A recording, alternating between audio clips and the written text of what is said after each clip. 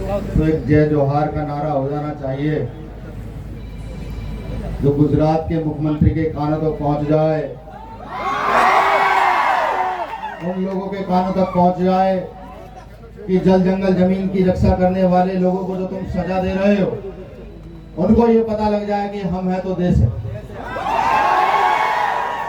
वो नारा इतना गुंजायमान होना चाहिए कि वैज्ञानिकता ये कहती है कि जब आप कुछ बोलते हैं तो प्रकृति में वो कभी ना कभी सुना जा सकता है।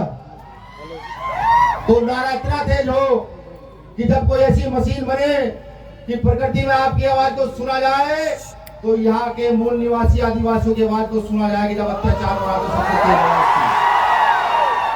जय जोहार, जय जोहार, जय जोहार, जय जोहार। शुक्रिया। मेरा ये मानना है कि हमारे माननीय विधायक वसावा जी को जेल जो है वो एक प्री प्लान तरीके से भेजा गया है। सन 2006 में वन अधिकार कानून बने थे।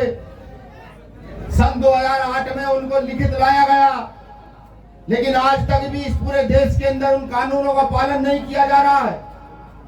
अगर आप उन कानूनों का पालन करते हैं तो फिर वसावा जैसे हमारे साथियों को जेल में जगह दी जाती है। उनको ये बताओ कि ये देश हमारा है, हम तुम्हारे बाप के नौकर नहीं है। उठाओगे में जेल में डाल दोगे। उन्हें ये बताओ कि इस देश की जल जंगल जमीन के रक्षक हम हैं। अगर कोई इनसे सवाल पूछता है कि इस देश के आदिवासियों को शिक्षा क्यों नहीं दी जा रही है, अगर उनसे कोई सवाल पूछता है जो खनिज संपदा में आने वाला धन है जो आदिवासियों पर खर्च होना चाहिए वो खर्च क्यों नहीं हो रहा है, तो उसको जेल में डालते हैं। गुजरात का एक आंकड़ा है, गुजरात में 30 अक्टूबर 2022 को मच्छू नदी में झूलता पुल नीचे गिर गया था। 135 लोग मरे। उन 135 लोगों के हत्यारों को क्या जेल में डाला गया? ये मेरा सवाल गुजरात सरकार से है। गुजरात में पटेल आंदोलन हुआ, उसमें ना जाने कितने बच्चे शहीद हुए, कितने लोगों के नाम उसमें थे। क्या जिन लोगों ने बसें फूकी वो जेल में गए? नहीं गए। ये मेरा किसी जाति पर सवाल नहीं है, ये मेरा यहाँ की कानून व्यवस्था पर सवाल है। जब तुम क्षेत्र में जब तुम वसावा जी को बिना कारण के बिना सबूत के जेल में सकते हो, एक 13 महीने का बच्चा ना 18 दिन के बच्चे को जेल में सकते हो, तो तुम्हारी मानसिकता क्या है हम लोगों के खिलाफ, ये मैं समझ पा रहा हूँ। ये हमें भी सोचना होगा। राजकोट में गेम जोन कांड में जिसमें 27 लोग मारे गए, आज भी वहां के लोग जो अपराधी थे वो जेलों से बाहर है। आखिर क्यों ऐसा गुजरात सरकार कर रही है? बहुत सारी घटनाएं हैं जिसमें वडोदरा में हिरानी बोध कांड में 14 लोग मारे गए थे। आज भी जो लोग मरे थे उनके हत्यारे बाहर घूम रहे हैं। इसका सीधा सीधा मतलब यह है कि अगर आप अपने हक की बात करते हो, आप अपनी जमीन की बात करते हो और उनके सामने नहीं झुकते, तो हमारे नेता, हमारे विधायक वैष्णव जी जैसे विधायकों को जेल में डाल दिया जाता है। उनको यह भी बताओ, ये देश तुम्हारे बाप की बकौती नहीं है। तुम हमें जेल में डालोगे तो हम आर्टिकल 226 का प्रयोग करके हाई कोर्ट जाएंगे। उनको यह भी बताना उनकी आंखों में जिन लोगों ने सजा की है। हालांकि मैं न्यायालय का पूरा सम्मान करता हूं, लेकिन फिर भी आज न्यायालय कहीं ना कहीं भारतीय जनता पार्टी और आरएसएस के चंगुल में आ गए। मैं उनको यह भी बताऊं कि डॉक्टर बाबा साहब अम्बेडकर ने उसी संविधान में एक आर्टिकल और दिया है, आर्टिकल 32।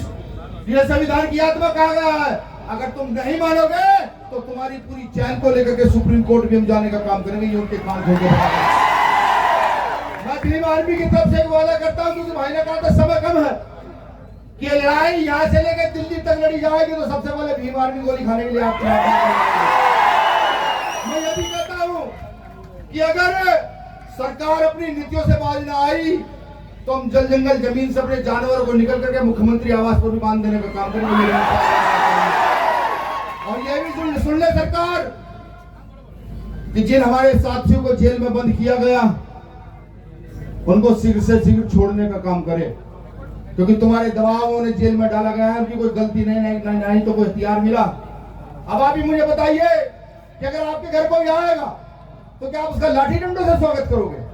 हाँ, आपने बात जरूर कही होगी, अपने हक अधिकार की बात जरूर कही होगी।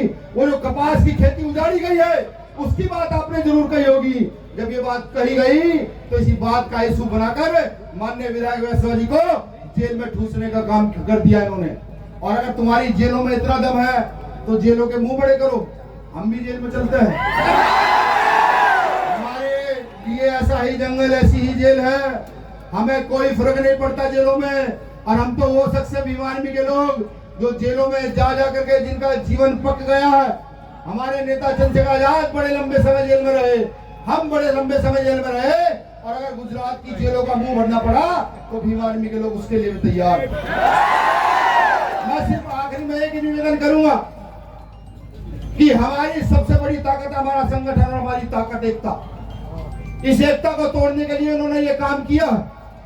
हमें डरना नहीं है, हमें डरना नहीं है, हमें लड़ने के लिए तैयार रहना है। हमें उनको ये बताना है हम उन्हीं सिद्धू कानू की औलाद है कि 1855 में जब अंग्रेज ने जमीनों का कर मांगा तो हमने उनकी बंदूकों का सामना तीर कमान से किया। हम 30,000 की संख्या में जीते हैं। हमें उनको यही बताना, हम उन्हीं काटे भील की औलाद है जिन्होंने ना को चने चबाए हैं, इनको बताकर रख देना है। हमें उनको ये बताना है हम वीर भगवान बिरसा मुंडा की औलाद है। जब तक खड़े हो जाएंगे तो मर तो जाएंगे लेकिन पीछे नहीं हटेंगे। हमें उनको ये बताना है अपनी एकता बरकरार रखें, बिल्कुल बरकरार रखें। हम अपने साथी वैश्वा जी को बहुत जल्द रिहा कराएंगे, बहुत जल्द बाहर कराएंगे। सरकार के लिए सब मिलती की बात है कि यहाँ लायू के लोग होंगे, यहाँ आईबी के लोग भी होंगे। जाके माननीय मुख्यमंत्री जी को बताएगा इतनी सी शर्म आंखों में बाकी हो। वो जो 17 दिन का बच्चा आपने जेल में बंद किया, उसकी माँ को जेल में बंद किया, क्या आप उस 17 दिन के बच्चे का अधिकार छीन लेना चाहते हैं? उस पैदा होते बच्चे को जो अधिकार संविधान में आर्टिकल 19 देता है, तुम उसको भी खत्म कर देना चाहते हो? ये जाकर के उनको बताइएगा। सवाल पूछेगा किस देश के बहुजनों ने, आदिवासियों ने सवाल पूछा है क्या हमारा अधिकार इस देश पर है या नहीं है, हमारा अधिकार जंगल जमीन पर है या नहीं है? ये जवाब जाकर उनसे जरूर पूछेगा। शुक्रिया, यहाँ तमाम साथियों का बहुत बहुत धन्यवाद। जय भारत, जय भारत, जय भारत। वैष्णव जन तो तेने कहिए जे पीड़ पराई।